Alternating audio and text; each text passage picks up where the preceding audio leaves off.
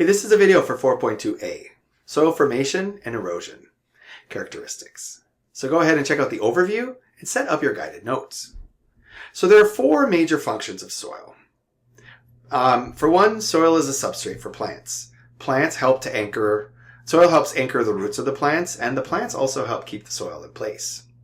The soil delivers nutrients to the plants, like nitrogen, phosphorus, potassium, and magnesium. The soil can help to filter water. It can trap pollutants in the tiny pores between the soil particles. It can also trap pollutants in the plant's roots. It will help with nutrient cycling. So decomposers like earthworms, fungus, bacteria, they can return the nutrients back to the soil where they're readily available for the plants. And finally, it can serve as a habitat for organisms like earthworms, decomposers, burrowing mammals, organisms of that nature. Now, what is soil made of? 25% of it is air. So those are the spaces between the soil particles, and it allows for gas exchange in a plant's roots. Plants need access to oxygen and carbon dioxide. Their roots need access to it as well. 25% of the soil is water. So the groundwater is stored there in the pores, and the water is taken up easily by the plant's roots. 5% of it is organic material, and that is in the form of humus. Note, 1M. Humus, not hummus, humus. And humus is just decomposed biomass, like leaf litter, dead animals, animal waste, things of that nature. It's also a place where we have living organisms, like plants, bacteria, burrowing mammals, fungi. 45% of the soil is mineral.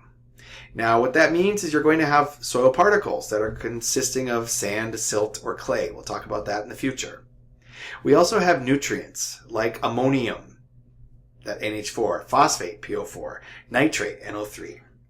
These are also the mineral components of the soil. So the difference between weathering and erosion. Weathering is when you take a large piece of rock and break it up into progressively smaller pieces.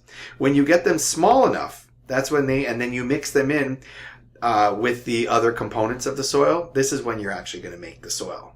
Now, weathering is breaking it down, but erosion is when you move it to another location from the action of water or wind. So when we have physical weathering is, for example, a freeze-thaw cycle. When there's a small crack or a space in the rock and water gets inside, and when water freezes, it expands. And that expansion is going to cause the rocks to crack. Another thing, you could have plant roots growing in a crack of a rock, and that can also cause the rocks to break from a larger piece to a smaller piece. We also have chemical weathering, and chemical weathering could be from flowing water. Now, flowing water might seem like it's physical weathering, but in that water, there's going to be other components that are going to, there might be little tiny, like there might be carbon dioxide in the water. And that carbon dioxide can cause, is slightly acidic when you put it in water. And that can cause a chemical reaction that occurs that wears down the rocks. You may have anthropogenic sources like acid precipitation. For example, acid precipitation could take a statue that you might have that's made out of limestone, and it may degrade it because the acid wears away at the limestone, which is a base. But you might also have lichens. Lichens are releasing acids. So lichens, remember, are the symbiotic relationship between a fungus and an algae. And this is releasing an acid, and that acid could cause little tiny imperfections and cracks to form in the rocks as well. All of this weathering helps to break the rocks up into smaller and smaller pieces. Now, what factors are contributing to formation? First, we have the parent material. Parent material is what the rock that it originally came from. So the soil pH is specifically related to that parent material.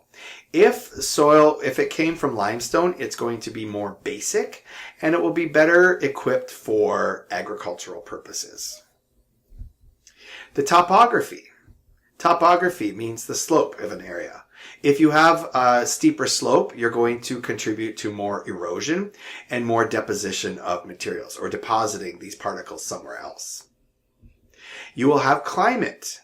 So if you have warmer climates will break down organic matter to help the soil, but also cooler climates will help to break up the rocks through the freeze-thaw cycle. You may also have organisms that are contributing to soil formation because they're going to distribute the organic matter and the mineral matter. So what I would like you to do is respond to this check for understanding by completing practice problem set 4.2a. I hope that this video is informative. I thank you for your attention, and I'll see you soon.